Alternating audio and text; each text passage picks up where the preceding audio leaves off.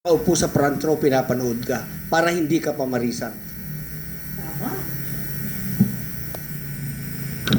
Yes. Harsh, pero dapat. Oo, tama yon. Sa usaping namang batas, no, General, no, tapusin natin yung kay General kasi ikaw magra-rapid fire dyan. Okay. Ha?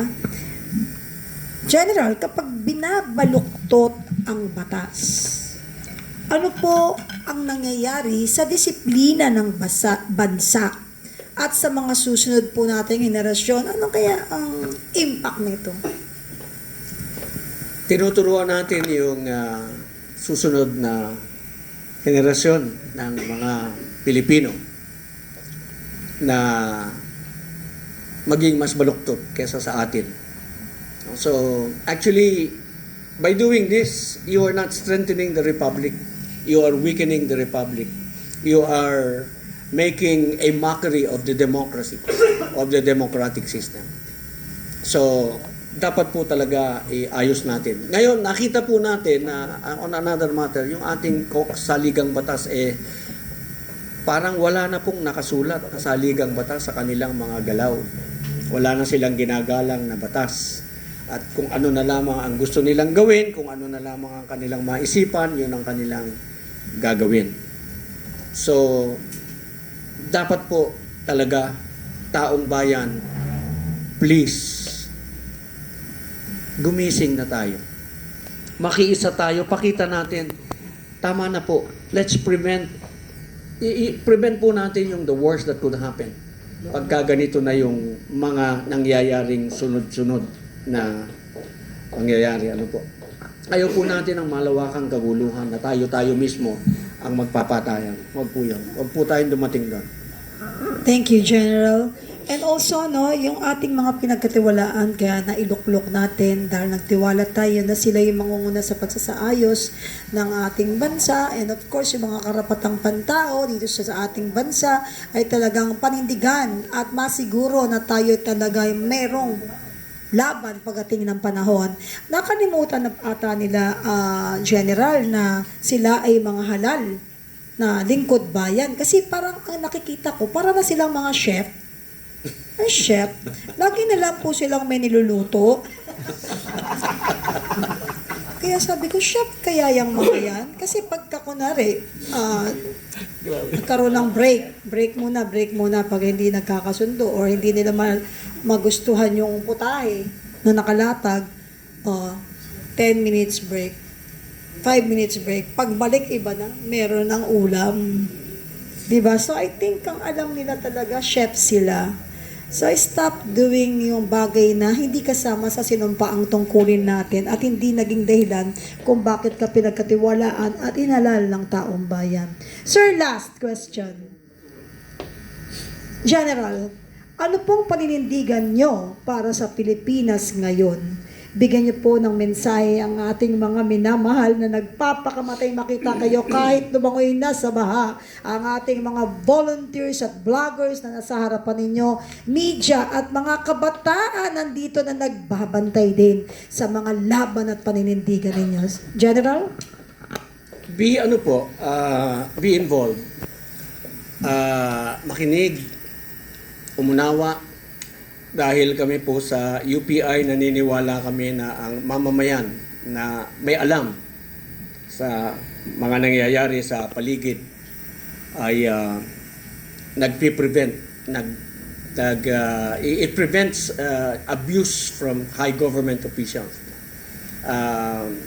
Hindi po makakapagmalabis ang mga matataas na opisyal natin kung ang ating mamamayan ay involved, may alam at nakikialam para po sa ating lahat.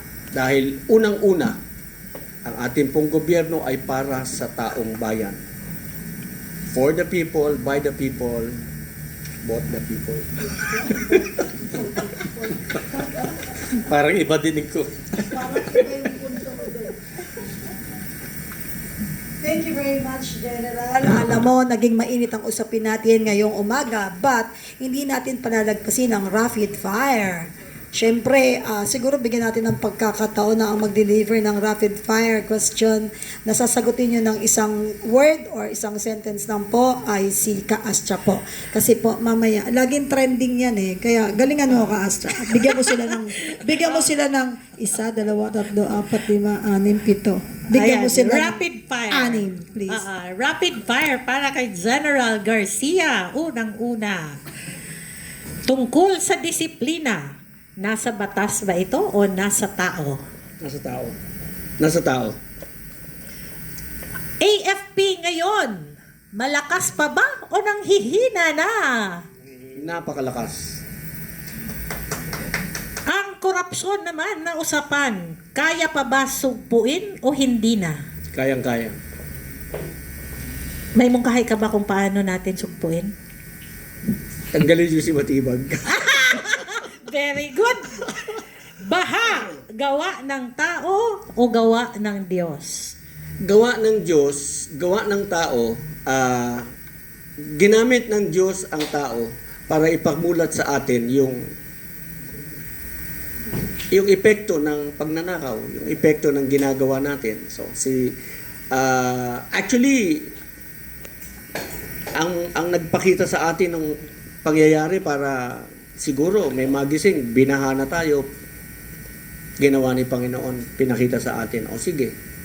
Yan. Kasi kung ginawa nila to, yung flood control, 3 years ago they started this, honest to goodness, ang ganda ng Pilipinas today. Gawa ng Diyos. Oo. Sabi mo gawa ng Diyos, di ba? Kasi even in the Bible, ang baha ay ipinarating ng Diyos para lipulin ang masasama. Ang hindi nakikinig sa Kanya. So, tungkol sa baha, tungkol sa kabataan, pag-asa ba sila o problema? Pag-asa pa rin. Mensahe mo in 3 words para sa mga sundalo. 3 words o 3 sentences? Mensahe mo para sa mga sundalo. Sa saligang batas pa rin tayo. Ayan. Thank you very well much. said. Meron lang ako sa lahat ng mga nanonood po sa ating live podcast dito sa Kapiyan sa PDP. Of course, sa lahat ng ating mga followers, thank you very much. Lagpas na po tayo ng ilang million nga po ba ang ating 1 Followers natin ngayon sa PDP. Oo, parang 1 million na tayo. Lagpas na po. Lagpas na ba? Tingnan natin. Kaya Congratulations, PDP Laban, the most followed and most interactive political party. Ayan. And of course, sa lahat, like and of course, subscribe po. We have our YouTube. Kaya nasa inyo po yan. Ang ating pong success ay dahil po sa inyo at ito po ay ginagawa natin, pinagtutulungan natin para maging kapaki-pakinabang sa mga pangangailangan ng pangkalahatan. Kaya dapat ninyong suportahan.